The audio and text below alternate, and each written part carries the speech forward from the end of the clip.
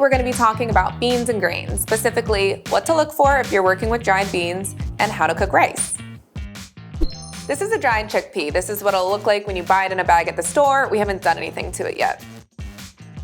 This is what our chickpeas look like after they've been soaking overnight. We just covered them with water and added a little bit of baking soda, which tenderizes the skins and makes them easier to digest.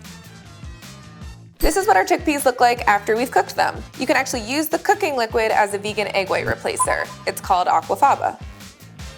I like cooking dried beans because they're cheap, they're easy to store, you can control the amount of sodium, and honestly, it just takes cooking them once to see how much better they taste and how easy it is to do. You can cook kidney beans, white beans, great northern beans, whatever your heart desires. First step when you're cooking rice is to rinse the rice. You want to rinse the starches off so the rice doesn't clump together as it cooks. So the easiest way to do this is directly in the pot. I'm just going to add my rice. I'm going to add some water. I'm just going to swish it around with my hands, and I'm going to pour the liquid off. You can see our water right now is a little milky looking, so we're going to repeat this process a few times until the water runs clear, which is how you know your rice is ready to cook.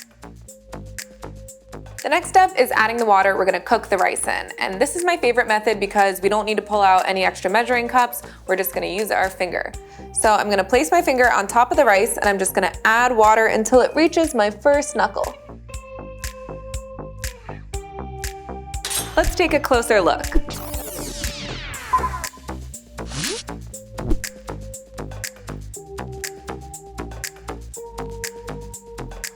Now I'm going to add a pinch of salt and then we're ready to cook it.